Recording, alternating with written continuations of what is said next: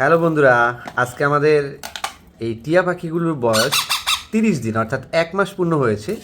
আমরা এদেরকে দৈনন্দিন যে পরিচর্যা করে থাকি সেই পরিচর্যা অনুযায়ী আপনাদেরকে দেখাবো কি খাবারটা এদের জন্য তৈরি হয়। দেখেন মাশাআল্লাহ, এদের ডাকগুলো খুবই সুন্দর। আর 30 দিন বয়সে অর্থাৎ 1 মাস বয়সে এদের চঞ্চলতার ভাবটা একটু দেখুন। মাশাআল্লাহ, তারা দুজনই কিন্তু খুবই চঞ্চল, দৌড়ে ঘরের এই কর্নার থেকে ওই কর্নারে চলে যায়। তাদের জন্য আমাদের বর্তমান বাসস্থান রয়েছে এরকম একটা কার্টুনের বাক্সার মধ্যে। এদেরকে কিছু নিচে খড়ের কুটা দেওয়া হয়েছে, আর এদের খাবার তৈরি হচ্ছে সেটাই কিন্তু এরা বারবার দেখছে। দেখুন, আমাকে দেখে কিন্তু এরা লুকাচ্ছে, কিন্তু না, একটা জিনিস ওরা বুঝতে পারছে যে ওদের খাবার তৈরি হচ্ছে। ওদের ডাকই জানান দেয় যাদের তাদের পেটে খিদা রয়েছে। সো আমরা তাদেরকে আজকে পুরো খাবারের প্রসেসিংটা আপনাদের সাথে শেয়ার করব, এবং চেষ্টা করব প্রতি 7 দিন পর পর আপনাদেরকে এদেরকে একটা আপডেট দেওয়ার জন্য। যেহেতু এই পাখিগুলোকে আমরা সম্পূর্ণই পোষ মানাবো। আসো আসো মিঠু, আসো আসো আসো আসো আসো। এই যে তার জন্য ফিডিং তৈরি হয়ে গেছে, এখন তাদেরকে খাওয়াবো। আসো আসো আসো আসো আসো আসো আসো আসো আসো আসো।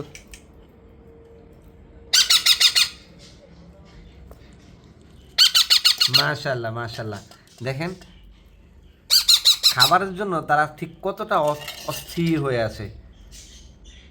আজকে তাদের বয়স 30তম দিন।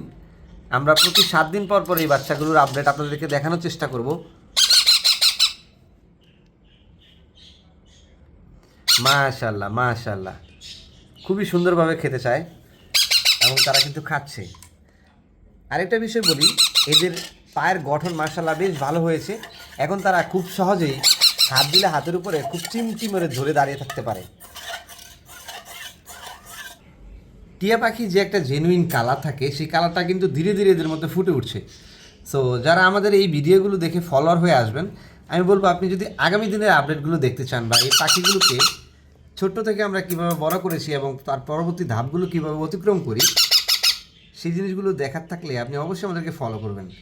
আরেকটা বিষয়, আপনারা কমেন্ট করবেন এই ফিডিং খাবার, যেহেতু এখনও বাচ্চাগুলো ছোট রয়েছে, ফিডিং খাবার শেষ হওয়ার পর এদেরকে আমরা কোন কোন ধরনের খাবারগুলো দিতে পারবো, অবশ্যই কিন্তু আপনি কমেন্ট করবেন।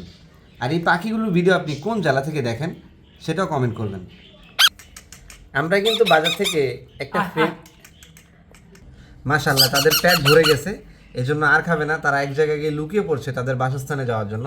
যেহেতু এদের জন্য আমরা প্রাথমিক অবস্থায় এই বাসস্থানটাই ঠিক করেছি, সো আমরা এখন তাদেরকে তাদের বাসস্থানে বসিয়ে দিব, যাতে খাবারের পর বাচ্চারা রেস্ট করতে পারে। সো মিটু, আজকের মতো ঘুমিয়ে পড়ো, তুমিও চলে আসো, আজকের মতো ঘুমিয়ে পড়ো।